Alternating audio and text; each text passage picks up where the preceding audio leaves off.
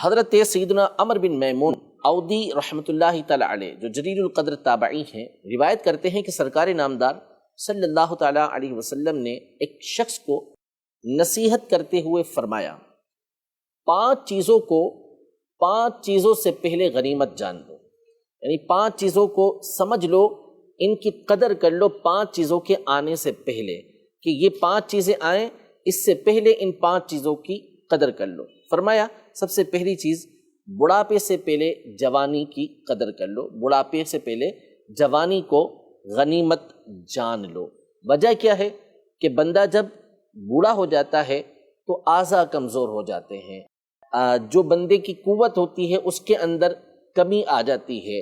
اب یہ طرح طرح سے اللہ پاک کی عبادت کرنے کے بارے میں سوچے کہ میں ساری رات کھڑا ہو کر اللہ جل شانہ کی عبادت کروں، تو اب اس کے لیے مشکل ہو جاتا ہے کہ اس عمر کے اندر اس کی عادت بنا لینا کہ وہ ساری رات اللہ پاک کی عبادت کرے گا، یہ مرحلہ اس کے لیے مشکل ہوتا ہے۔ لیکن اگر یہی کام وہ جوانی کے اندر کرنا چاہے اور ساری رات کھڑے ہو کر اللہ پاک کی عبادت کرے، تلاوت قرآن مجید فرقان حمید کرے، تو یہ کرنا اس کے لیے بڑھاپے کے مقابلے میں آسان ہے۔ یوں ہی حج کرنا چاہتا ہے، یوں ہی لوگوں کی بہت زیادہ مدد کرنی چاہتا ہے، والدین موجود ہیں ان کی خدمت کرنا چاہتا ہے، تو یہ ساری کی ساری سہولیات اس کو جوانی کے اندر حاصل ہو سکتی ہیں۔ بڑھاپے میں یہ کام مشکل ہو جاتا ہے، اس لیے نبی پاک صلی اللہ تعالیٰ علیہ وسلم نے پہلی چیز یہ ارشاد فرمائی کہ بڑھاپے سے پہلے جوانی کو غنیمت جانو۔ دوسری وجہ ایک یہ بیان کی گئی کہ بندہ جب جوانی میں عبادت کا عادی ہوتا ہے،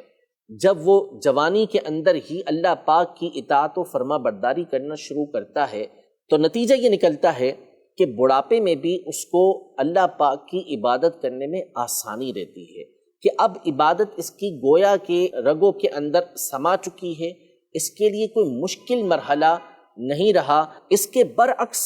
اگر بندہ جوانی کے اندر نیکی کرنے کا عادی نہیں ہے، وہ نماز پڑھنے کا عادی نہیں ہے، تو بسا اوقات ایسا ہوتا ہے کہ بڑھاپے میں آ کے وہ روٹین کی نمازیں پڑھنا تو شروع کر دیتا ہے، لیکن مشکل مرحلہ ہوتا ہے۔ اور بہت سارے ایسے افراد کو ہم دیکھتے ہیں کہ جنہوں نے اپنی جوانی جب ان چیزوں کے اندر گوا دی، تو پھر بڑھاپے کے اندر عبادت کرنا ان کے لیے بڑا مشکل مرحلہ ہو جاتا ہے، بلکہ اس کی عادت بنانا بڑا مشکل مرحلہ ہو جاتا ہے کہ اب جو عادت بن چکی تھی جوانی کے اندر وہ چھوٹتی نہیں ہے۔ اس کو اس مثال سے بھی سمجھیں کہ نبی رحمت صلی اللہ تعالیٰ علیہ وآلہ وسلم نے یہ ارشاد فرمایا کہ بچہ جب 7 سال کا ہو جائے تو اس کو نماز پڑھنے کا حکم دو، 10 سال کا ہو جائے تو سختی کے ساتھ اس کو نماز پڑھنے کا حکم ارشاد فرمایا۔ حالانکہ جو بچہ ہے یا جو بچی ہے اس کے اوپر جو نماز فرض ہوتی ہے، لازم ہوتی ہے، وہ بالغ ہونے کے بعد ہوتی ہے، اور بچہ بچی دونوں 7 سال کی عمر میں بالغ نہیں ہوتے، تو کیا وجہ ہے کہ ان کو اس عمر میں نماز پڑھنے کا حکم دیا گیا؟ اس کی علماء نے بڑی خوبصورت توجیحات بیان کی ہیں۔ نمبر 1 یہ کہ بچہ جب اس عمر سے نماز پڑھنے کا عادی ہوگا، اس عمر سے اپنی طاقت کے مطابق روزے رکھنے کا عادی ہوگا، تو نتیجہ یہ نکلے گا کہ جب اس کے اوپر نماز فرض ہوگی تو اب یہ بآسانی نمازیں ادا کر سکے گا، اس کے لیے مشکل پیش نہیں آئے گی، وہ بآسانی نمازوں کی پابندی کر سکے گا۔ نمبر 2 یہ کہ جب وہ 7 سال 10 سال کی عمر سے عبادت کرنا شروع کرے گا اور نمازیں ادا کرے گا، اس کو نمازیں پڑھائی جائیں گی، تو نتیجہ یہ نکلے گا کہ بالغ ہونے سے پہلے